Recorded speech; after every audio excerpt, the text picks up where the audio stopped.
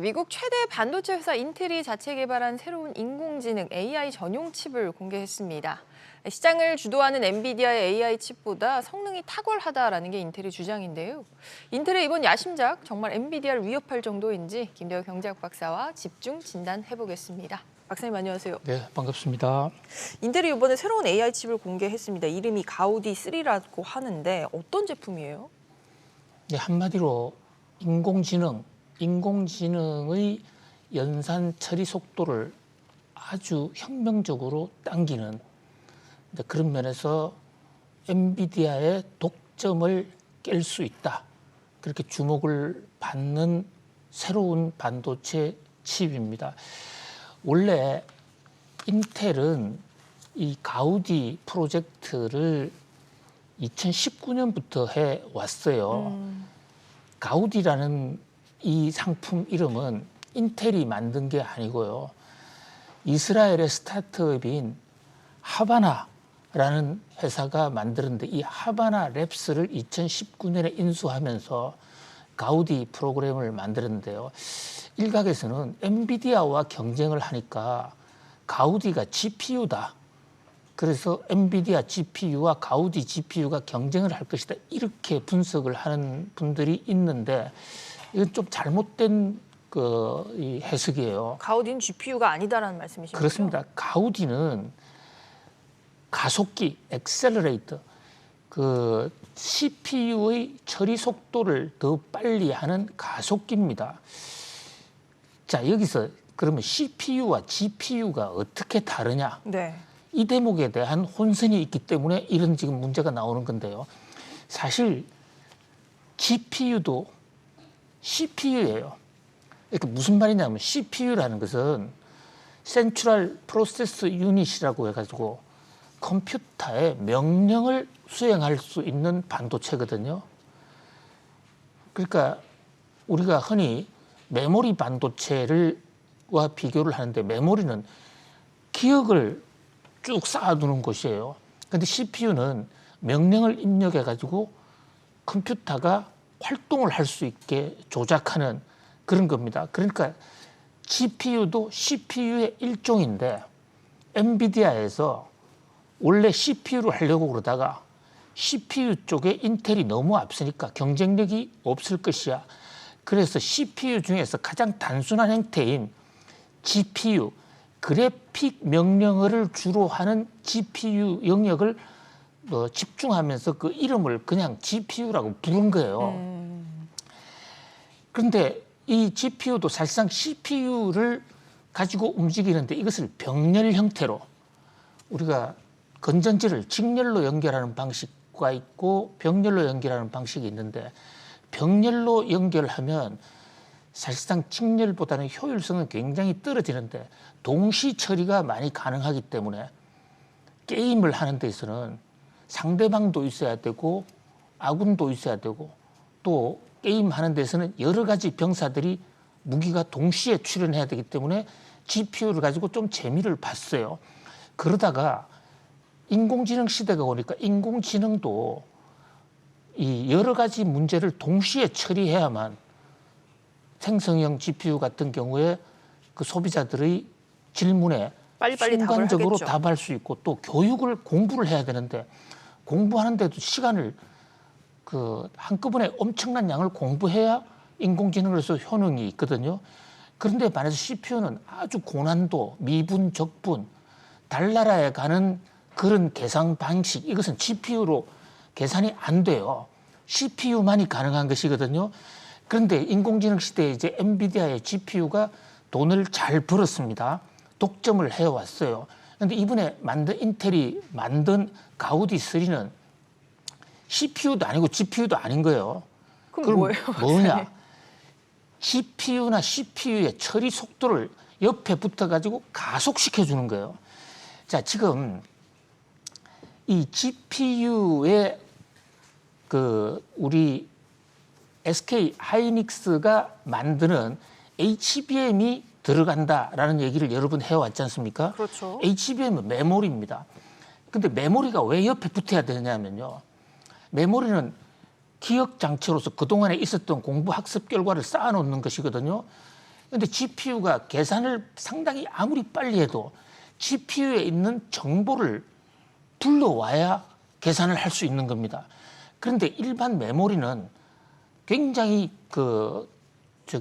산만하게 분산되어 있으니까 그 정보를 메모리에서 GPU로 정보를 불러오는데 시간이 많이 걸리니까 SK 하이닉스가 최초 개발했다고 그러는 HBM이라는 것은 그 메모리를 한 층으로 쌓아둔 것이거든요. 적층을 했다. 예, 그러니까 빨리빨리 불러내기 유리한데 이번에 나온 인텔의 가우디는 속도를 빨리 해. 그러니까 메모리에 있는 정보를 엄청난 속도로 불러내는 겁니다.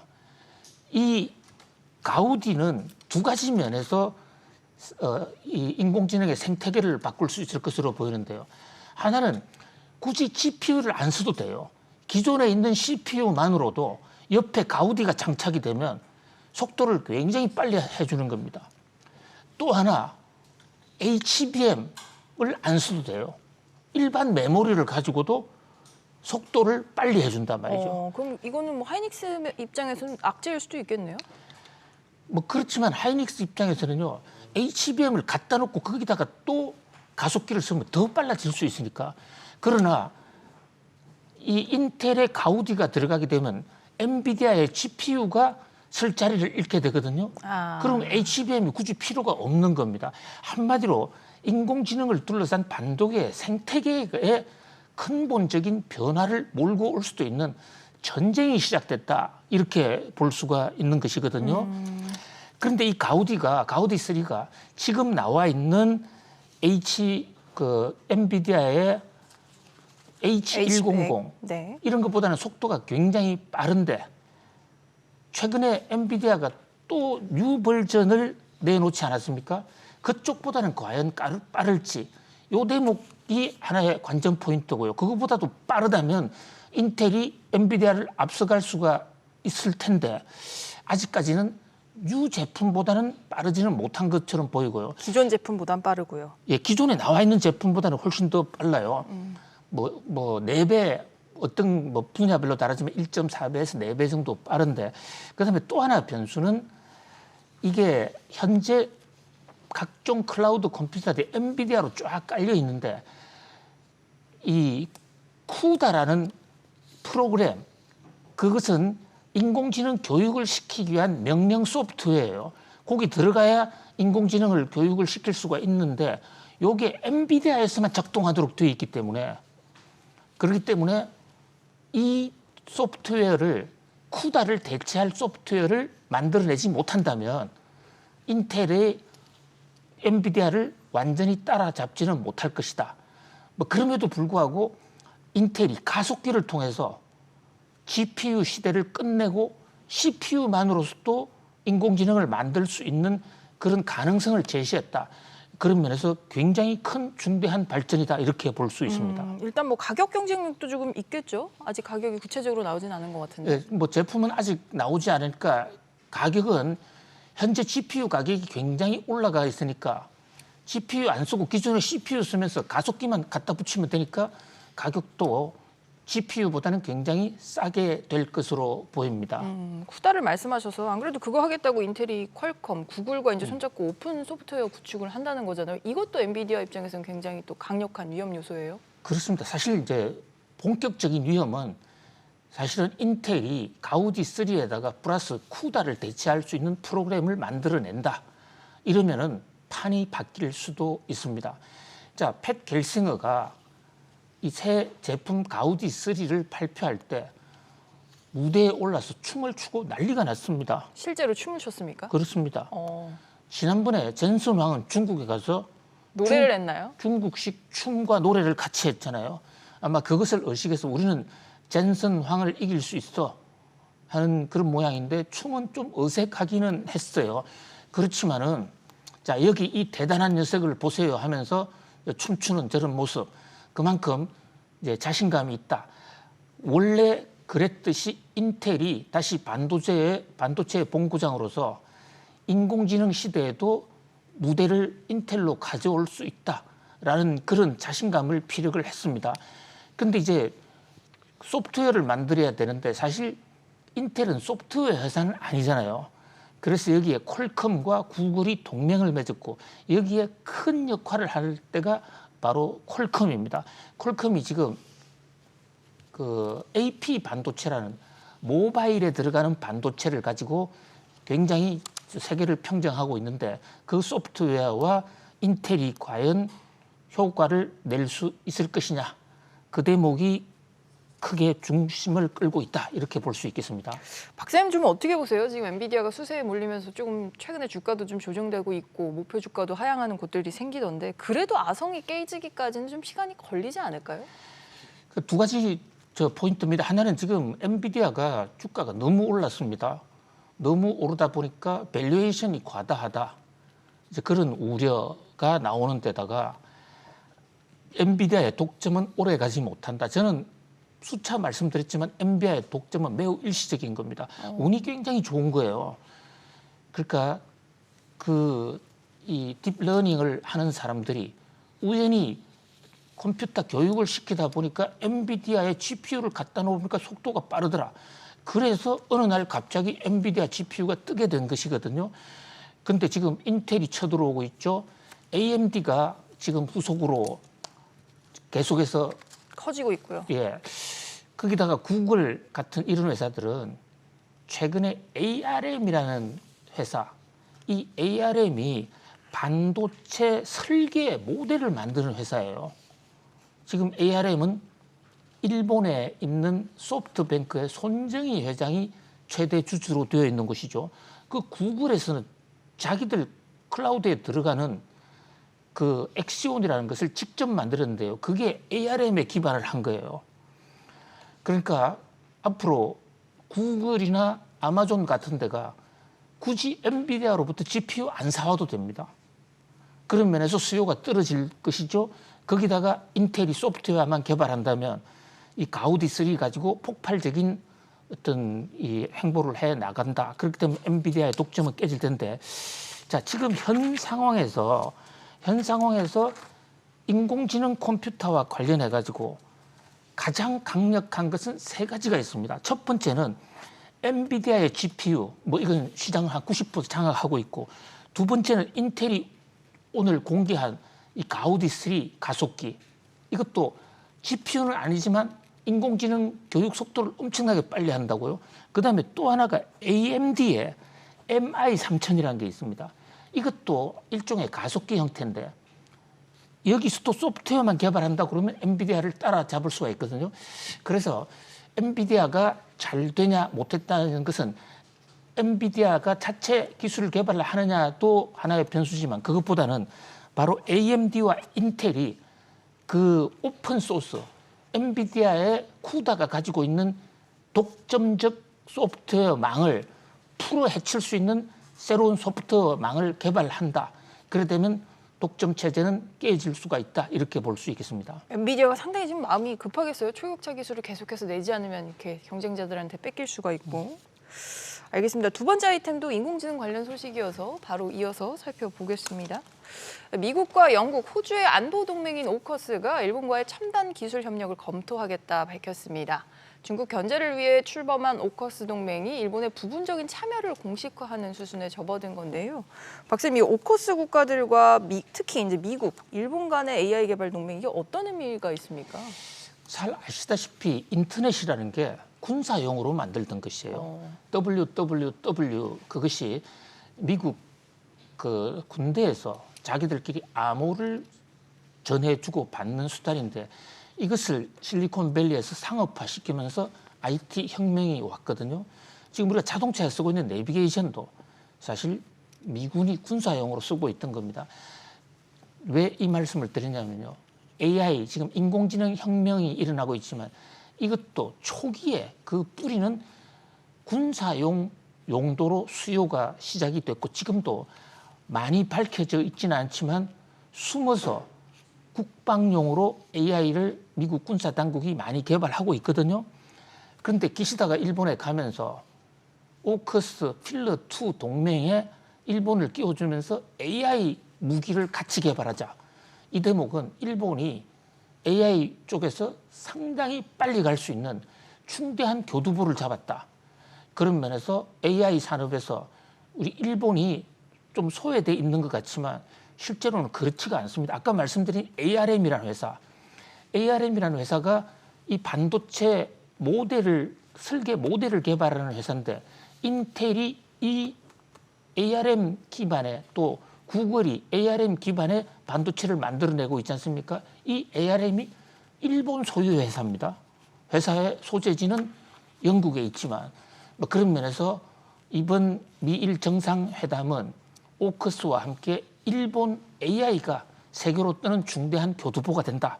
그런 면에서 우리 입장에서는 좀 비상한 관심을 가질 필요가 있다고 보겠습니다. 조금 가려져 있는 것도 같았는데 일본이 내실 있게 인공지능에서 나가고 있다는 말씀이신 것 같아요. 아니나 다를까 지금 마이크로소프트도 일본에 최대 규모로 투자를 한다면서요? 그렇습니다. 1년 전에 기시다가 일본에서 전 세계 인공지능 그 컨퍼런스를 만든 적이 있습니다.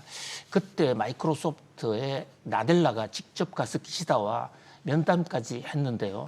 이번에 바이든 대통령과 기시다의 미일 정상회담 하는 날짜 맞춰서 마이크로소프트가 일본의 데이터 센터를 획기적으로 늘리겠다. 그러면서 4조 원 정도를 투자하겠다고 그랬거든요. 니혼 게이자이 신문은 미일 정상회담에 참석한 기시다 총리에 대한 미국의 선물이다라고까지 얘기를 했습니다. 이 마이크로소프트가 지금 인공지능 시대에 가장 앞서 있는 파워풀한 기업이잖아요. 앞서 있는 곳입니다. 그런데 거기서 일본의 대규모 데이터 센터를 만들면요. 거기에 들어가는 반도체를 어디서 조달할 것이냐 이게 문제인데 바로 이 대목과 관련해서 일본 경제신문은 라피드스 등과 TSMC의 일본과 대만의 동맹을 얘기하고 있습니다.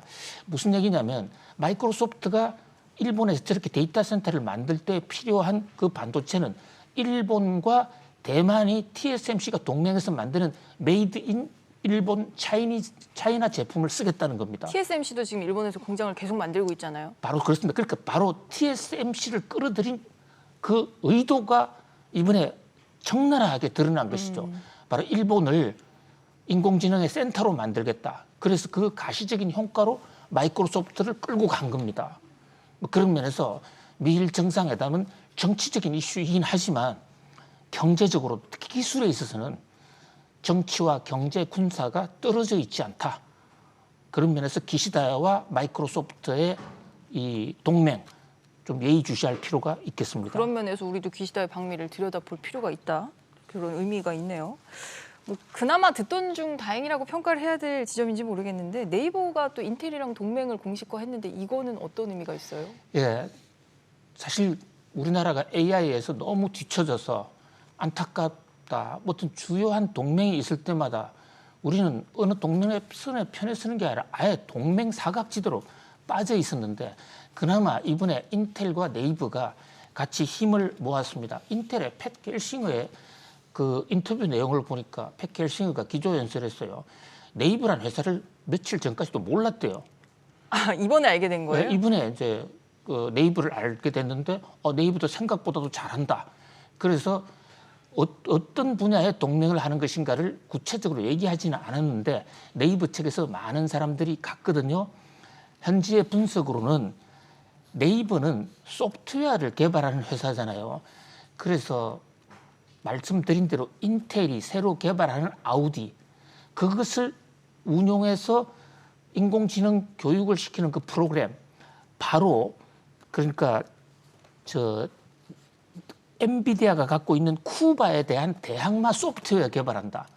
그런 면에서 네이버의 하이퍼 클로바 기술을 응용해서 한번 해보겠다 이러는데 이 네이버 하이퍼 글로바가요 나온 지가 벌써 7, 8개월이 됐습니다. 지난해 8월 공개가 됐습니다. 네, 한국형 생성형 AI인데 쓰는 사람이 거의 없어요. 아, 시장 반응이 좀 아직 안 좋나 봐요. 시장에서는 나왔는지도 잘 모를 정도로 한국어에 특화돼 있다고 그러는데 챗GPT에 밀려가지고 완전히 지금 그 주목을 끌지 못하고 있거든요. 아마 이번 인텔과의 동맹을 계기로 하이브 클로바도 좀 빨리 공부를 좀 더 해서 세계를 주도하는 그런 챗GPT로 컸으면 하는 그런 바람입니다. 그나마 그래도 경쟁상이 카카오보다는 나은 상황 아닙니까? 네이버가 그래도. 네, 카카오는 아예 인공지능 하겠다고 여러 번 발표했다가 일정을 계속 뒤로 미루고 있는 상황인데요. 코 GPT 2.0은 글쎄요, 한 세기 후나 나올는지 시장은 카카오를 많이 기대하고 있는데 카카오는 동네 상권 들어가서 동네 상권 목 비틀기 여기에 너무 시간이 너무 없는 것 같아요. 그래서 택시 회사라든지 뭐 이런 데서 돈 버는데 너무 시간을 끈다. 그런데 곧 AI를 하지 않고서는 한 치 앞을 나아가기 어려운 시대가 오지 않을까. 카카오에 대한 뭐 시장의 기대를 생각해서라도 좀 AI에 나서줬으면 하는 그런 바람을 표하는 투자자들도 많이 있습니다. 저희가 요즘 늘 AI 관련 소식 집중적으로 전해드리는데 사실 한국 기업에 대해서 전해드릴 일이 거의 없어서 좀 안타까웠는데 네이버의 소식이 반갑습니다. 카카오 관련 소식도 조만간 들려드리기를 기도하겠습니다. 네, 오늘 저희가 준비한 소식은 여기까지고요. 박사님 오늘도 잘 들었습니다. 감사합니다. 고맙습니다.